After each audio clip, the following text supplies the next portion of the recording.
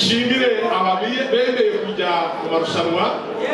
Ntabwo twapimye uburebure, ntabwo twapimye andi masura, kuko nzi neza ko abakobwa banjye bose ni beza.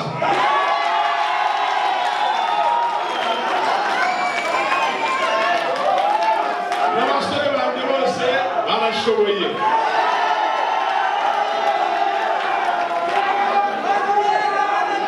Uraba Miss Bright, uraba Mr. Bright, aba agiye imbere y'abandi, ariko n'abandi ndetse n'abatari barimo mumenye ko iyi si ari mwe muzatuma iba nziza through your brightness.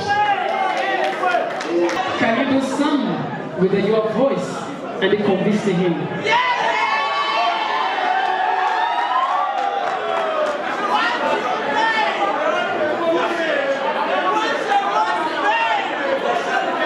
Wenda tumaze guhura na nyuma ariko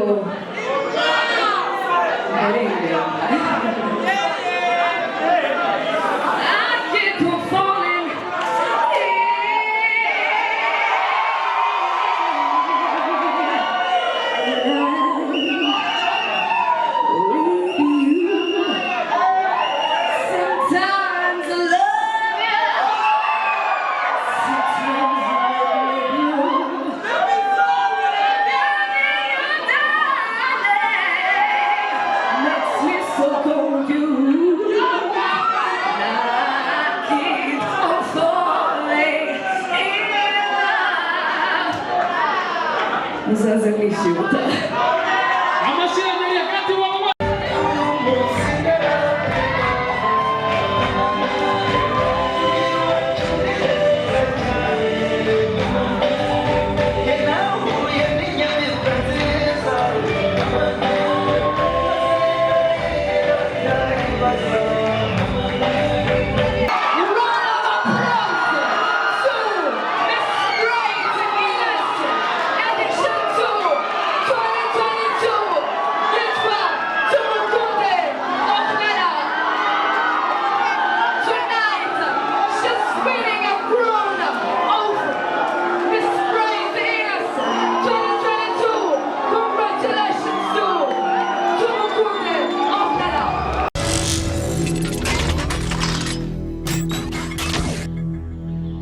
Kambanza nakire bwana Ezayi dufite Imana. Uyu ni umwarimu mu ishuri rya INES Ruhengeli. Muko mu mace twakire mwarimu Ezayi dufite Imana.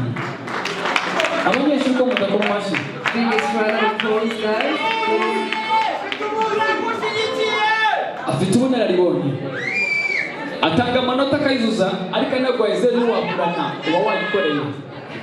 Na uyu we nababwiye ngo ndaza kumubabwira, ariko kandi nitonze cyane. Niwe wabaye Miss wa mbere wa INES Ruhengeli.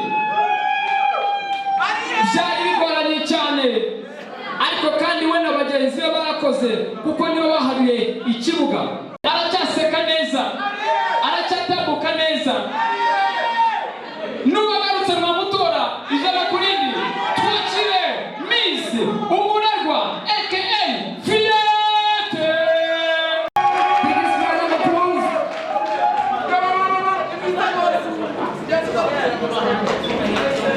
Thank you so much, guys. Thank you, the judging panel.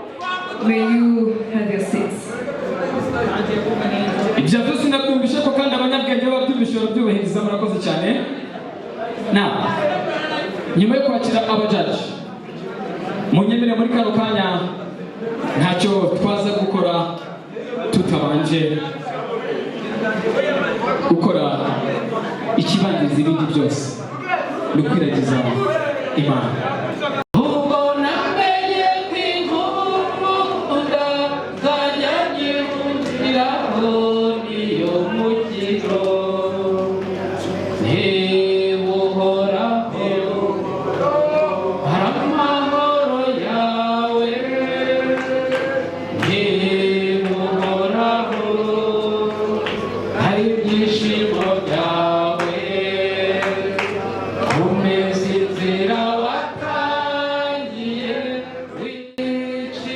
Tugushimiye uyu mwana umunsi nk'uyu nguyu twaje gutora abasore n'inkumi b'indangagaciro.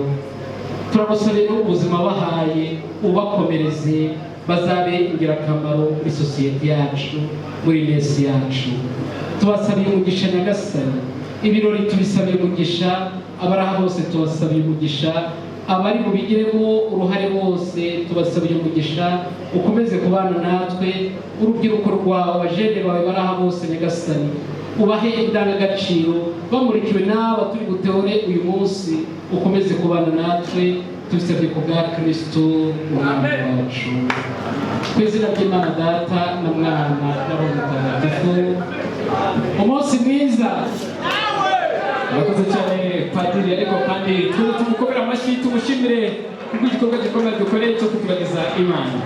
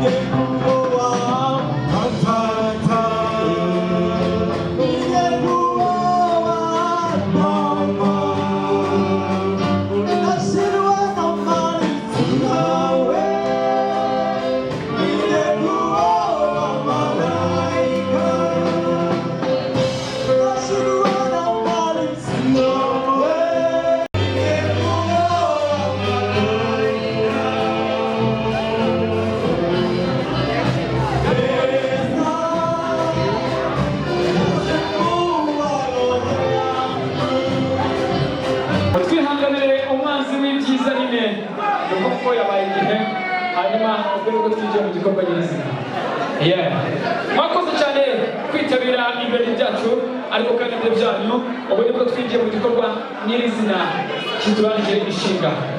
Yaza kubanza gusaba DJ Papson nyamaze kuba tayari, hanyuma MC Bella nawe uriteguye. Give us some vibe, bro. Uko tugiye kunyanza nta kundi bambwiye ngo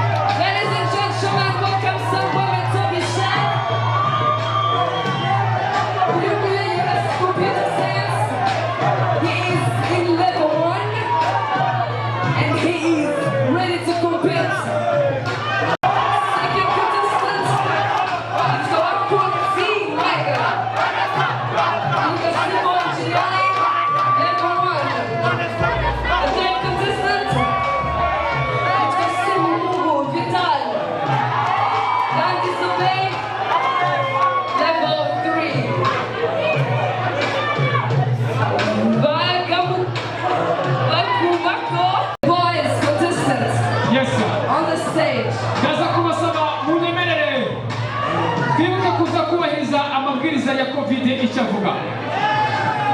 DJ Papson, bifasha neza, nyaboneka mukomeze muhane intera aho bishoboka, hanyuma kandi mwambare udupfukamunwa aho bishoboka.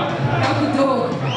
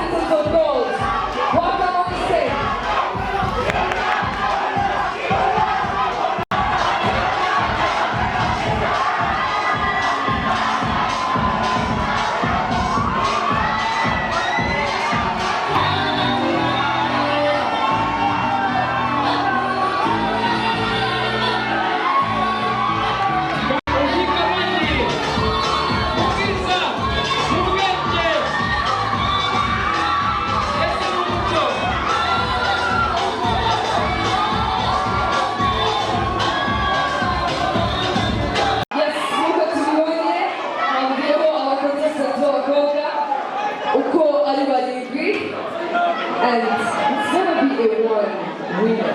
Only one winner. mutwemere batwamaze gutora Miss mukomeye amashyi exinera niba Miss wo twabanje Rwanda mukomeye amashyi nubwo wenda naza amategeko n'amabwiriza agenga abamisa ariko basanga nanjye kabona ko burundu mukomeye amashyi. Yes! tuze kubasaba kandi mutwemerere dukomeze tubariza amabwiriza y'ibyo covid cumi n'icyenda. dushimira cyane abafatanyabikorwa muri iyi gahunda, dushimira by'umwihariko ubuyobozi bw'ishuri rya INES Ruhengeli ku bufatanye na INES SU mumaze ibitekerezo mukanishyira mu bikorwa mufatanyije n'abafatanyabikorwa batandukanye tujye kubakaho batandukanye turi kuri uyu munsi.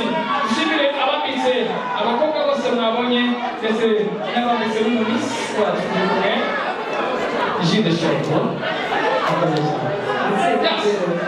jye nabizwe na kadogo w'iwanjye.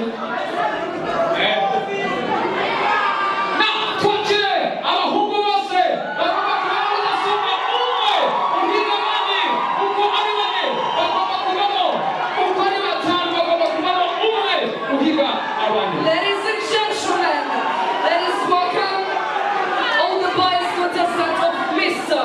Bright INES 2022 on the stage.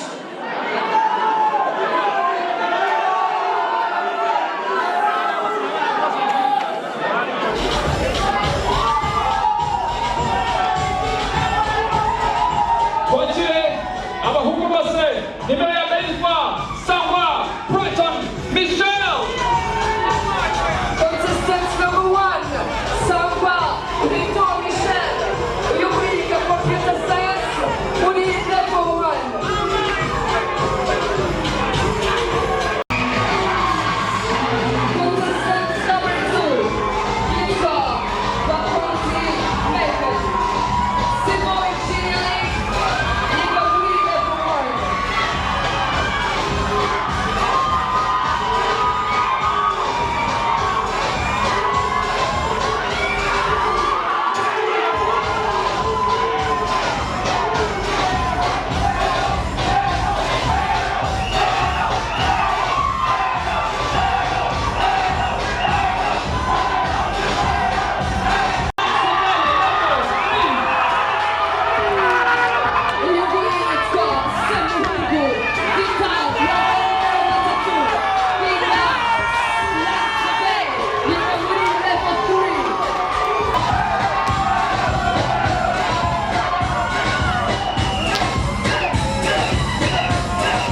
Contestant number 5, Chizilugu, Borwa, level 1, as mentioned. Yambaye nimero gatanu yitwa Chizirugu Benoit, yiga architecture level 1.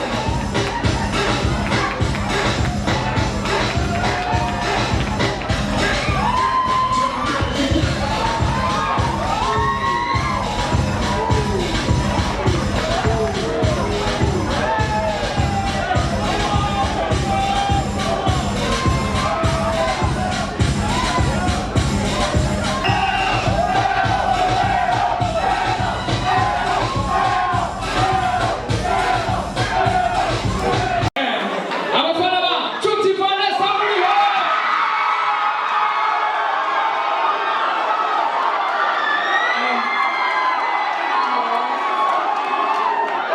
Abafana ba Espoir.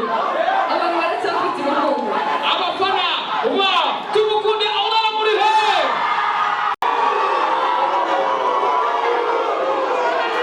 It is not gonna be easy tonight. We trust. biza koroha. Reka mbanze ndebe abakobwa bari muri iyi sare niba namwe mufite abo mushyigikira by'umwihariko. Kongo iki?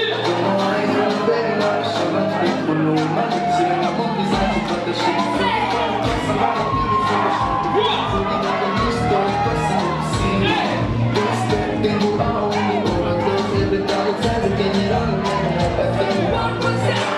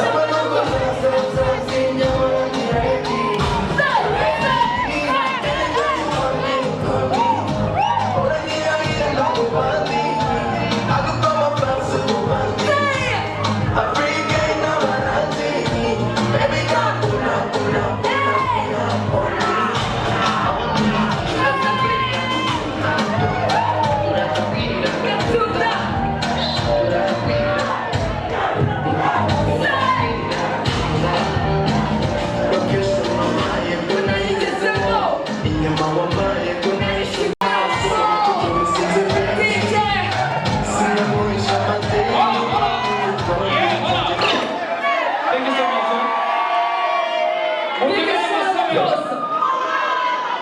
turaza gukora ibirori bidasa hanyuma rero uze kunyorohereza ataza kugira umuntu arenganya bitewe n'uko wenda yamurebye akabona arimo aramureba akamwitegereza akamureba akaba yamwima amanota. Can you do something with your voice and convince him?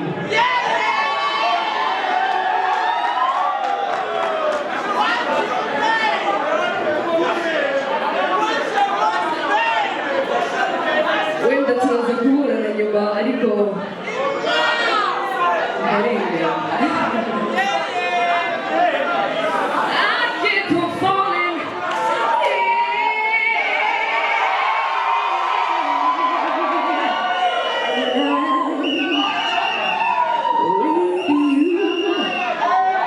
Sometimes I love you.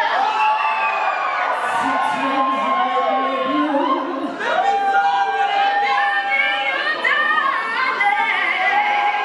Makes me so confused.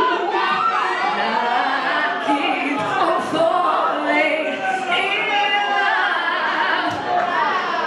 Muzaze kwishyuta. It's my time.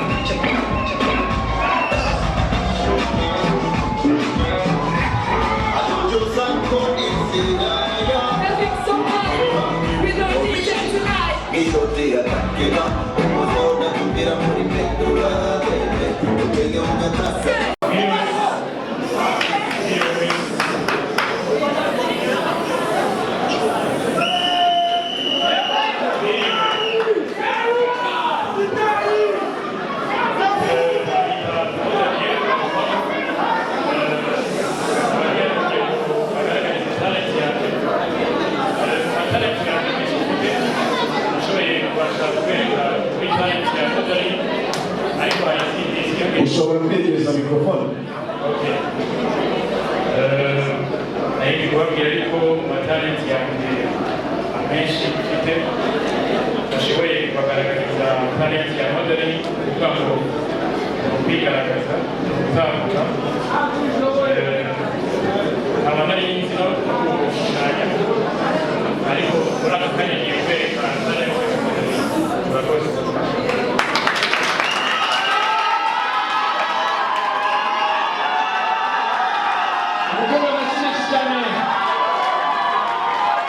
hanyuma bose bafite umunota umwe n'igice n'umuntu.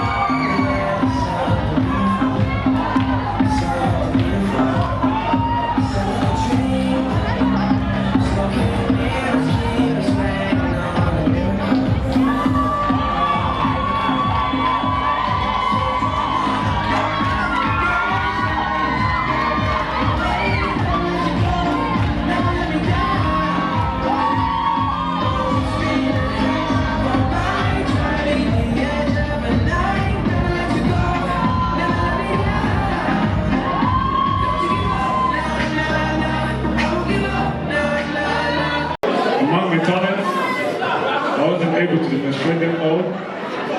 Some of them is playing basketball, playing chess, and swimming. I just demonstrated a big talent of mine on modeling. Thank you very much.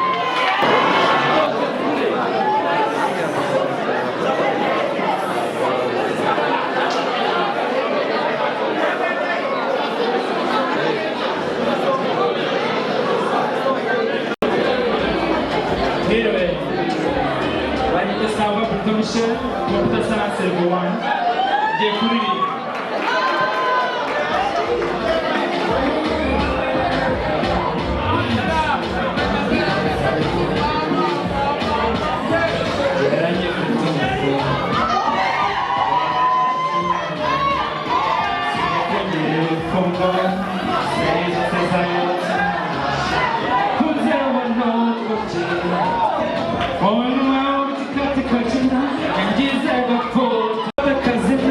Why can't you see, why can't you see, go whiskey, Malika? Why can't you see, come is can I see inshallah, when I start killing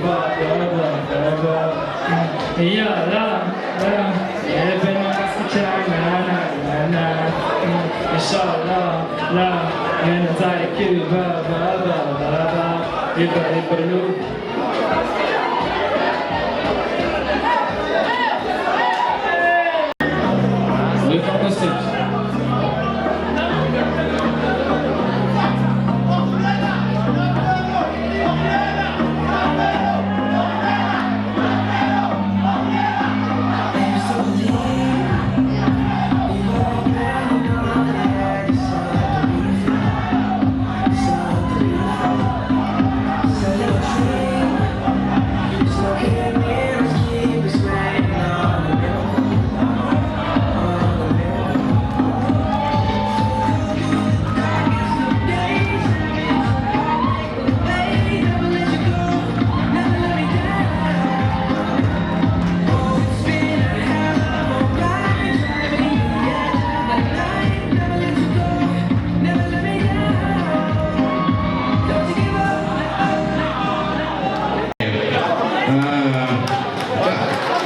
Yes, yitwa arakoze cyane ku mpano yiwe atweretse.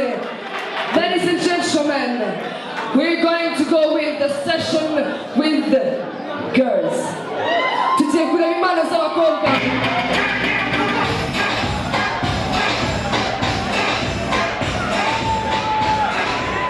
Good evening. My name is Neza Wastanansi and I'm here to sing in Kiswahili a song called Kuliko Jana.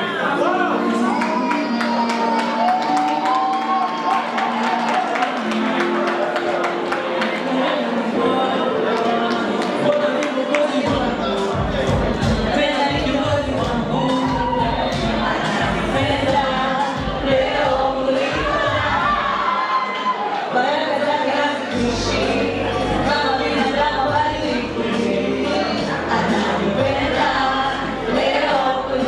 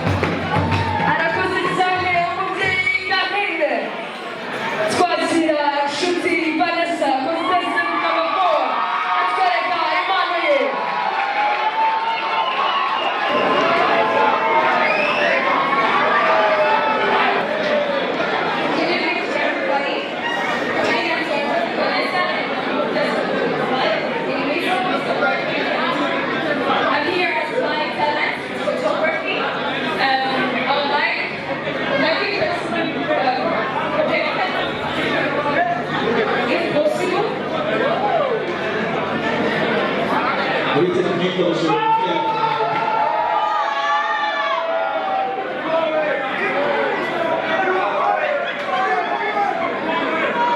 kudusobanurira iyo politiki isobanuye guceceka tukumva icyo atubwira.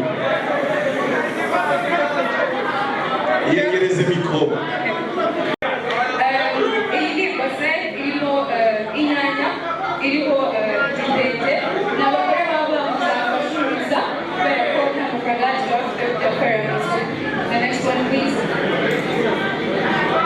Hanyuma aya mafoto birashoboka ko waba uyakuye no kuri internet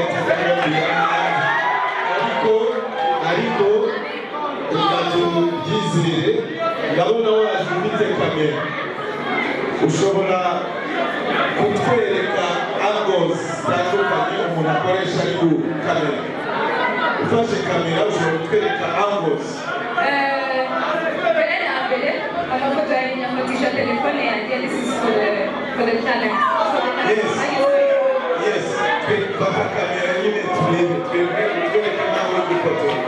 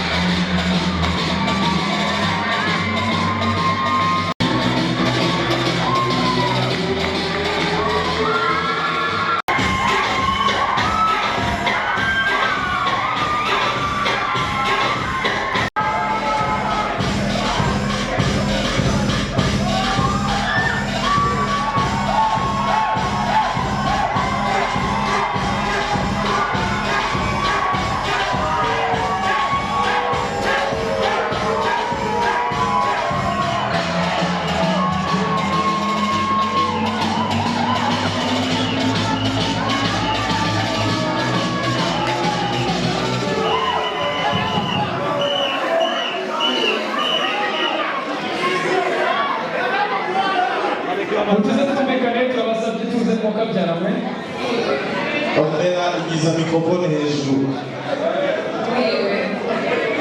Kuri uyu mugoroba hano zitandukanye ariko nari kuje kugaragaza impano yo kugaragaza imideli, kwerekana imideli aho byitwa modeli mu buryo bw'amahanga bikorwa kwerekana intego ariko ahanini hagamijwe kwerekana imyambaro itandukanye ku bakozi.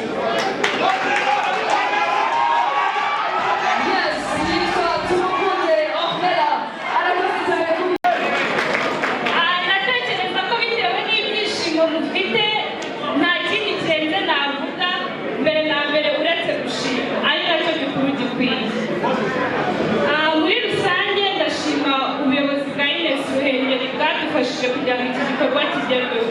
Mumfashe duhe umubyeyi wacu amashyi menshi cyane kuko iyo ataba we ntabwo iki gikorwa twakabaye kuba tugikora twishimiye. Hanyuma nanone ndongera gushimira ubuyobozi bw'akarere bwakabaye buri aha ariko ntabwo twabanye. Murabizi ibihe bikomeye turimo bya korona virusi ariko batwemereye gukora igikorwa cyacu dukurikije amabwiriza, nabo ndabashimira. Ndongera gushimira cyane muri rusange rero abayobozi dufatanyije, ndavuga INES n'abanyeshuri muri rusange, ndabashima cyane mwatubaye nabi. By'umwihariko rero ba nyir'ikirori ba Maramaka aribo baduteranyirije hano no munsi, mwabonye ukuntu batambutse basa neza, mwabibonye. Ndongera kubashimira nabo bagize imbaraga zikomeye, bakoze cyane, mukomeze kubashyigikira kandi nizeye neza ko uri butambuke hano ni intore mu ntore, ni umuhanga mu bahanga, ni umwiza mu beza kandi yarigishijwe arasobanutse. Murakoze cyane. Badusobanurira imishinga yabo. imishinga yabo. Buri wese agiye kuzana iminota 3 aratubwira mu nshamake umushinga yateguye, hanyuma narangiza uburyo busobanura. Ifite 20% n'umushinga na content yawo bifite 20%. Turaza kumva uburyo yisobanura imbere yanyu bifite amanota 5%. Turaza kumva kandi nyuma yaho amaze gusobanura abamushyigikiye uko babyakira. I study computer science level 1. My project is INESSmart.com. As you all heard, it is a website. You can ask yourself, how is this website different from the current one, which is ines.ac.rw? You can also ask, what will it do that the current one doesn't? Firstly, INESSmart.com will be about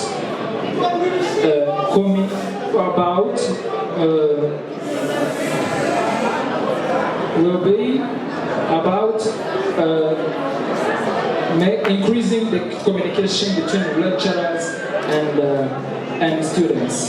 How? When entering into that website, you have to enter your registration number and your password. Then you then immediately go to your class page.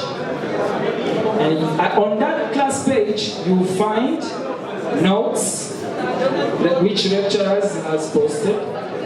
You will find announcements, assignments, exercises, module marks, timetables, things like that.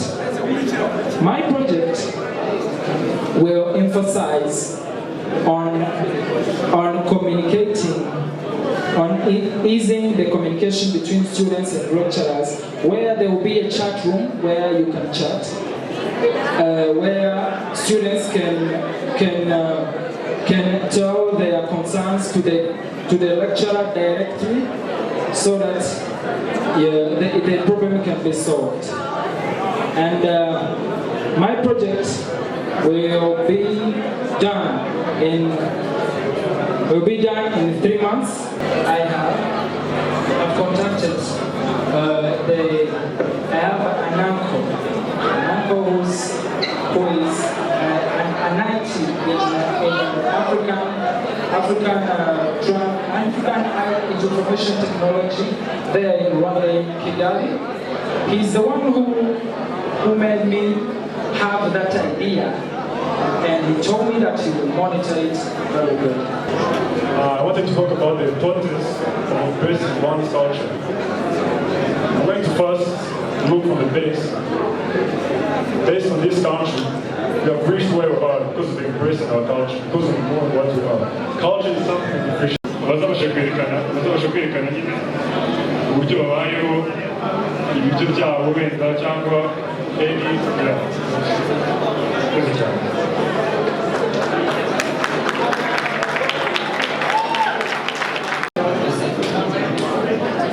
Nitwa Vitali Semuhongo wa Semuhongo wa Semuhongo. Murakoze.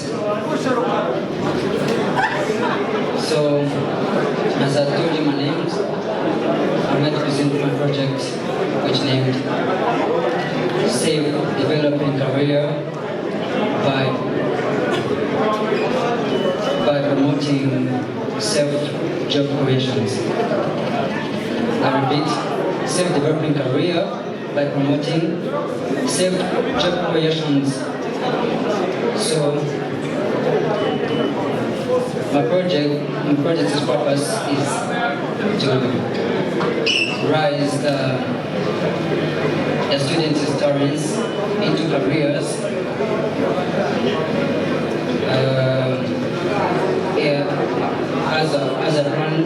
make it as a club, which will start as a club, and then after it will be as a class.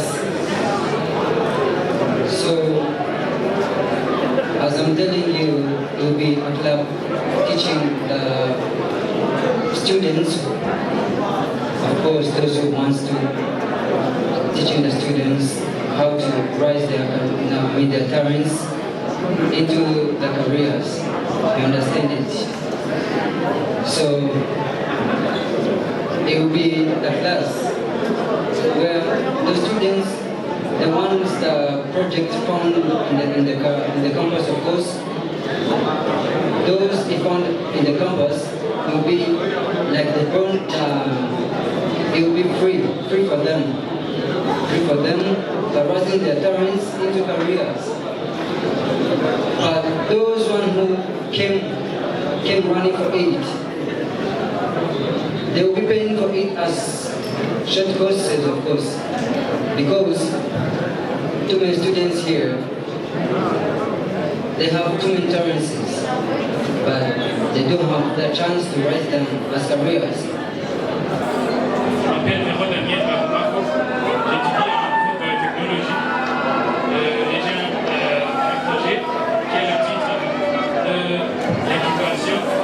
L'incubation de bactéries pour décomposer et produire des fertilisants.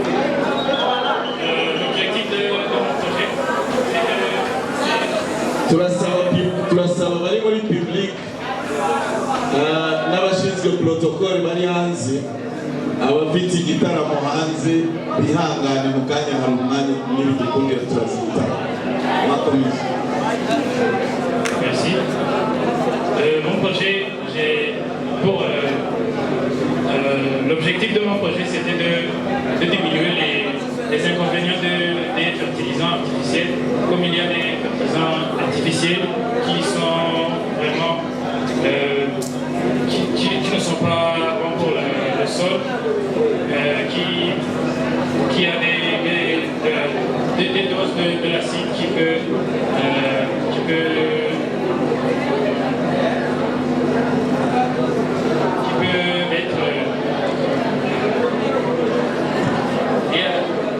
pardon.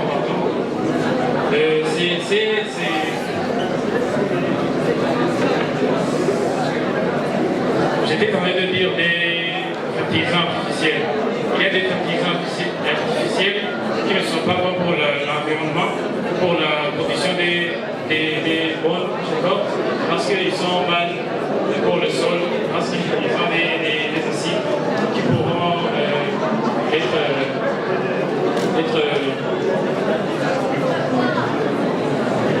pourront être emportés par la pluie ou l'eau et être émergés dans les lacs ou les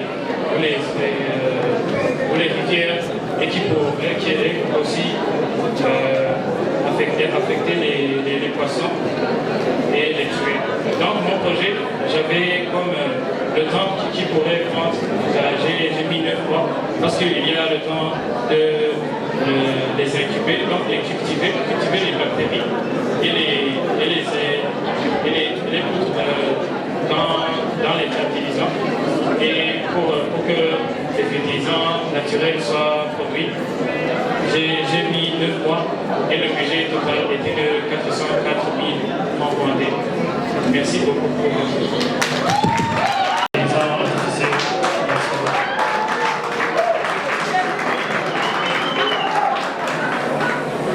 Daniel, merci pour ton présentation.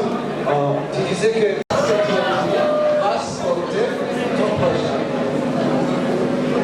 je pense que la science que tu étudies va se porter ton projet. Je pense qu'il va. I'm going to do to make a good thing. So I did a lot of search and found out that in order to solve it, in Rwanda we have another problem which is called malnutrition in the student students who children who have bad in nutrition. So, my name is INES Ruhengeli, and I'm a contestant number 1 of Miss Bright INES. I'm a student of INES Ruhengeli, and I'm here to present my project. Good evening, dear judges.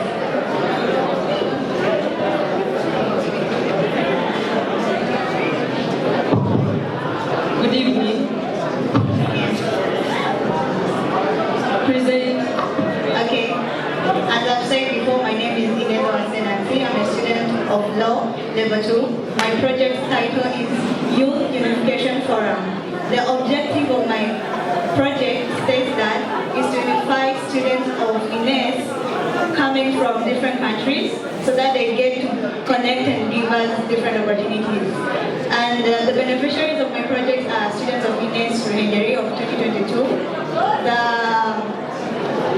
The sponsors of my project are mainly the authorities and the Vice Chancellor and the Dean of Students as well, because she knows more about the welfare of each and every one of you here, either coming from Rwanda or from different countries. And the budget of my project is 150,000 in Rwandan francs. And then I'd like to tell all the students that we have international students coming here from different countries. So the meaning of this project is to unify them so that they could create opportunities for each other by connecting with us around here. Because this project is an opportunity providing project which is going to benefit all of us.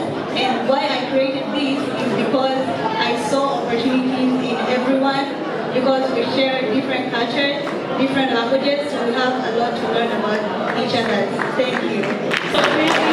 And as you can see, our campus is developing through that building which is taking place out of this main hall. So when I come here last year, I met with this challenge which caused me to think about this project. What my project will help the campus, it will help each person who will come here and the people who are in this campus save their time, because newcomers and the visitors come here and ask the exact someone to help them to reach to their exact place. What it will help again, it will save time. Through that time, we use helping those people to orient them to their destination place. But again, how I will do this project, I will use my knowledge of GIS technologies. How I will do it, I will concern GIS professionals, I will concern IT members who will help me doing my project. Thank you.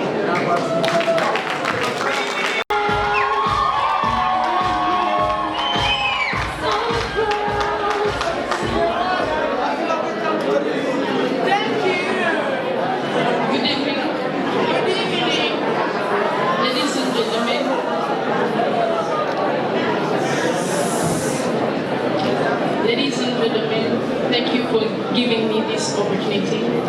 My name is Gushyigikirwa. I'm contestant number 3 from level 1 architecture. Thank You can present your project, please. Thank you. My project is about career guidance for career beginners from INES Ruhengeli.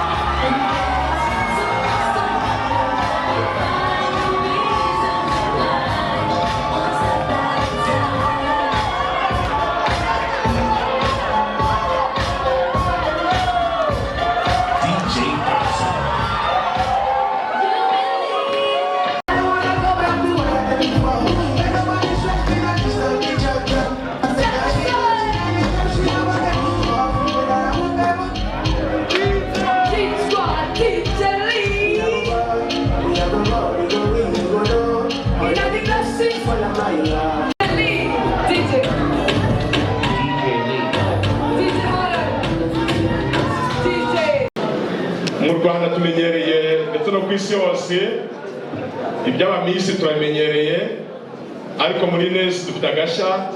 Si Miss gusa ni Miss Bright, si Mr gusa ni Mr Bright.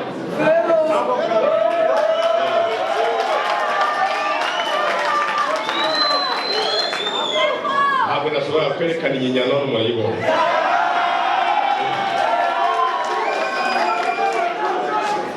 Kuki twahisemo Miss and Mr Bright? Nuko tuzi ko urubyiruko rwa kaminuza rwari rufite ikirushishikaje, kandi n'abandi bose baruhanze amaso, bityo igikorwa nk'iki kikibutsa abanyeshuri ko bataje gutembera, baje guhaha ibizabafasha kubaho neza b'umusemburo w'isi. Ntabwo twigira amanota rero, twigira ubuzima. Non scole sed vitae discimus. Uyu mushinga twarawushyigikiye, tugira n'amahirwe tubona bafite ibikorwa dushima uyu munsi, kugira ngo dufashe urubyiruko kumva ko ubuzima bugira agaciro iyo bufite icyerekezo. Ubuzima bugira agaciro iyo bufite icyerekezo, kandi ntukigaye ubuto, ntukigaye ubuki. Buriya aricyo bita emotional intelligence. Iyo umutima wawe uri ku cyo ushaka, byanze bikunze kikubyara umusaruro uzagutunga. Nagira rero ngo nshimire bemeye kujya mu marushanwa. Ntabwo twapimye uburebure, ntabwo twapimye andi masura, kuko nzi neza ko abakobwa banjye bose ni beza.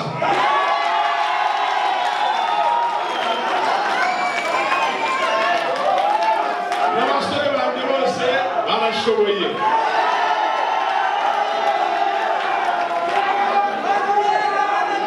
Uraba Miss Bright, uraba Mr Bright, araba agiye imbere y'abandi, ariko n'abandi ndetse n'abatari barimo mumenye ko iyi si ari mwe muzatuma iba nziza through your brightness.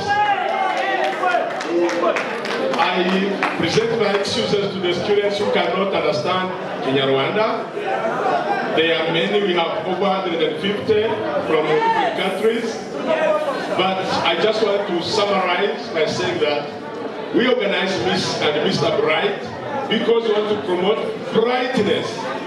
Brightness is not about being best in class, but rather being ready for life. Being ready for life. That's the right brightness.